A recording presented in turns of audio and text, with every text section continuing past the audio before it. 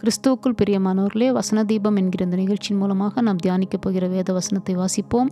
ஆகாய் 2ஆம் அதிகாரம் 19ஆம் வசனத்தில் ஒரே ஒரு பகுதி, இன்று முதல் நான் உங்களை ஆசீர்வதிப்பேன். அந்த வார்த்தையை மாத்திரம் நம்ம இன்னைக்கு எடுக்கிறோம். அப்போது அந்த ஆசீர்வாதம் அது ரொம்ப ஆசையாக தானே இருக்குது. இன்று முதல் நான் உங்களை ஆசீர்வதிப்பேன்னு சொல்லி கர்த்தர் சொல்கிறாரு. அப்போ ஒவ்வொரு நாள் நம்ம நினைப்போம், இன்றைக்கி எனக்கு ஆசீர்வாதமா, இந்த நாளிலிருந்து அந்த வார்த்தையின்படி எனக்கு ஆசீர்வாதமா என்று சொல்லி நம்ம நினைக்க தோணுது. எல்லாருமே அது ஒரு இயற்கை தான், எல்லாருக்குமே அதை நினைக்க தோணும். ஆனால் ஆண்டவர் அந்த ஆசீர்வாதம் எப்படி உனக்கு வரும் அப்படின்னு சொல்லி நமக்கு ஒவ்வொருத்தருக்கும் தனித்தனியாக சொல்கிறாரு. அப்படின்னா உபாகமம் 28 நீங்கள் வாசித்து பார்த்தீங்கன்னா 2ஆம் வசனத்தில், நீ உன் தேவனாகிய கர்த்தரின் சத்தத்துக்கு செவி கொடுக்கும் போது இப்பொழுது சொல்லப்படும் ஆசீர்வாதங்கள் எல்லாம் உன்மேல் வந்து உனக்கு பலிக்கும். புரியுதுங்களா? அப்போது தேவனுடைய சத்தத்துக்கு நாம் செவி கொடுக்கும் போது தான் அந்த ஆசீர்வாதம் நம்ம மேலே வந்து பலிக்குமா. பலிக்கும்னா இறங்கி அது கிரியை செய்யும் சொல்லி அர்த்தம். சும்மா கர்த்தர் இன்று முதல் உங்களை ஆசீர்வதிப்பார்னு சொல்லி ஒரு வாக்குத்தத்தம் வந்துருச்சுன்னா நம்ம அதை பார்த்துக்கிட்டே இருந்தால் ஒன்றும் நடக்க போகிறது கிடையாது. நமக்குள்ளார ஒரு ஆறுதல் இருக்கும், ஒரு சமாதானம் இருக்கும். இன்றைக்கி ஆண்டவர் எனக்கு இந்த வார்த்தையை கொடுத்துட்டாரு, ஏன்னா அது ஜீவனுள்ள வார்த்தை இல்லை, எப்படியாவது நிறைவேறும். அது எப்படி நிறைவேறும் அதுதான் நமக்கு முக்கியம். அப்போ அதுக்கு தான் இந்த வார்த்தை 28:1 வாசிச்சு பாருங்கள். இன்று நான் உனக்கு விதிக்கிற உன் தேவனாகிய கர்த்தருடைய கட்டளைகளின் படியெல்லாம் செய்ய நீ கவனமாக இருக்கும்படிக்கு அவர் சத்தத்திற்கு உண்மையாய் செவி கொடுப்பாயானால் உன் தேவனாகிய கர்த்தர் பூமியில் உள்ள சகல ஜாதிகளிலும் உன்னை மேன்மையாக வைப்பார். நீ உன் தேவனாகிய கர்த்தரின் சத்தத்துக்கு செவி கொடுக்கும் போது இப்பொழுது சொல்லப்படும் ஆசீர்வாதங்கள் எல்லாம் உன்மேல் வந்து உனக்கு பலிக்கும். 14ஆம் வசனம் வரைக்கும் அந்த ஆசீர்வாதம் இருக்குது. நீங்கள் வீட்டில் படிச்சுக்கோங்க, எல்லாமே வரிசையாக இருக்கும். 14க்கு மேலே செவி கொடுக்காதபடி சாபங்கள் என்னன்னு சொல்லியிருக்கும். நிறைய பேர் அதை வாசிக்கவே மாட்டாங்க, பயந்துக்குவாங்க. அதுக்கு நமக்கு ஏன் வாசிக்கலைன்னா கூட இதை நம்ம வந்து அவருடைய சத்தத்துக்கு செவி கொடுத்துட்டா இந்த ஆசீர்வாதத்தை நம்ம பெற்றுக்கொள்ளலாம். ஆனால் என்னென்ன சாபங்கள் இருக்குது அப்படின்னு சொல்லி வாசித்தா தான் நமக்கு ஒரு பயம் வரும், அது வேற. ஆனால் அதுக்கு எல்லாம் எனக்கு தேவையே இல்லை, நான் ஆசீர்வாதத்தை நான் பெற்றுக்கொள்வதற்கு கர்த்தருடைய சத்தத்துக்கு நான் செவி கொடுக்குறேன் அப்படின்னு சொல்லிட்டு நம்ம ஒரு தீர்மானம் எடுத்துட்டா கூட நமக்கு ஆண்டவர் இன்று முதல் நான் உங்களை ஆசீர்வதிப்பேன் என்று சொல்லி ஆண்டவர் அந்த வார்த்தையை நமக்கு கொடுப்பார். புரியுதுங்களா?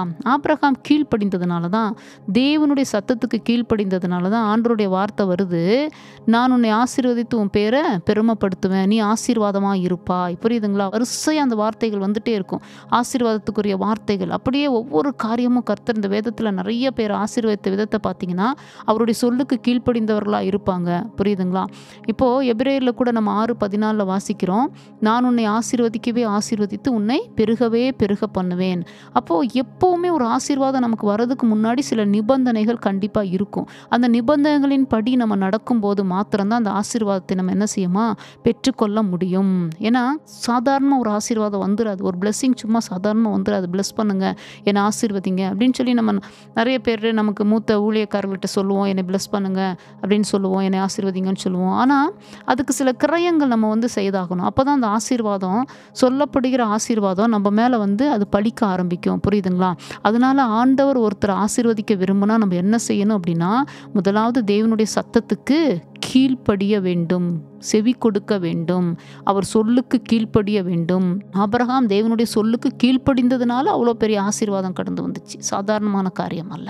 அப்போ சொல்லுக்கு கீழ்ப்படிந்தபடினால், ஆண்டவருடைய வார்த்தைக்கு நம்ம கீழ்ப்படியும் போது ஆண்டவர் நம்மளுடைய வாழ்க்கையில் ஆசீர்வாதத்தை கட்டளையிடுவார். அது கண்டிப்பாக நமக்கு தேவை இல்லையா? சகல ஜனங்களை பார்க்கிலும் நீ ஆசீர்வதிக்கப்பட்டிருப்பாய். எவ்வளோ வசனங்கள் இருக்குது, நீ பட்டணத்திலும் ஆசீர்வதிக்கப்பட்டிருப்பாய், வெளியிலும் ஆசீர்வதிக்கப்பட்டிருப்பாய். வரிசையாக இருக்கும். உன் கர்ப்பத்தின் கனி ஆசீர்வதிக்கப்பட்டிருக்கும், உன் கூடையும் ஆப்பசைக்கிற உன் தொட்டியும் ஆசீர்வதிக்கப்பட்டிருக்கும், நீ வருகையிலும் ஆசீர்வதிக்கப்பட்டிருப்பாய், போகையிலும் ஆசீர்வதிக்கப்பட்டிருப்பாய்.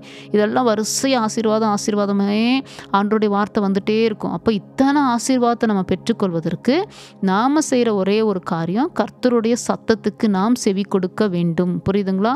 கர்த்தருடைய சத்தத்துக்கு நாம் செவி கொடுக்க ஆண்டவர் சொன்ன வார்த்தைகள் அப்படியே நம்ம மேலே நிறைவேற ஆரம்பிக்கும். அந்த நிறைவேற ஆரம்பிக்கும் போது தான் வாக்குத்தத்தம் நமக்கு நிறைவேறிச்சின்னு சொல்லி நம்ம உணர முடியும். இல்லைன்னா வாங்கி வச்சுட்டு அப்படியே உட்காந்துருக்க வேண்டியதுதான். அப்போ ஆண்டவர் அந்த வாக்குத்தத்தத்தை நிறைவேற்றுவதற்கு முன்பதாக இடையில சில ப்ராசஸிங் வழியாக நம்மளை நடத்திட்டு போவார். அந்த வாக்குத்தத்தத்துக்கு நம்ம தகுதி தானா, சும்மா நம்ம கையில் கிடைச்சிருது. அந்த வாக்குத்தத்தத்தை நிறைவேற்றுகிற நேரம் வேற, நம்ம கையில் கொடுக்கப்படுகிற நேரம் வேற, அப்போ நிறைவேற்றுகிற நேரத்துக்குள்ளார சில சோதனைகள், அதன் வழியாக நம்மளை பரீட்சித்து பார்த்து அந்த வாக்கு தத்தத்தை தேவன் நமக்கு கொடுக்க ஆரம்பிப்பார். அப்போ அந்த வாக்கு தத்தம் தான் நமக்கு ஒரு ஆசீர்வாதமாக கடந்து வரும். புரியுதா? அதனால் இந்த நாளிலிருந்து அந்த ஆசீர்வாதத்தை நாம் பெற்றுக்கொள்ள தேவனுடைய சத்தத்துக்கு கீழ்ப்படிய வேண்டும் என்று சொல்லி, செவி கொடுக்க வேண்டும் என்று சொல்லி நம்ம உணர்ந்து கொண்டு அவருடைய சத்தத்துக்கு செவி கொடுக்கும்போது கர்த்தர் நம் ஒவ்வொருவரையும் ஆசீர்வதிப்பாராக. ஆமேன்.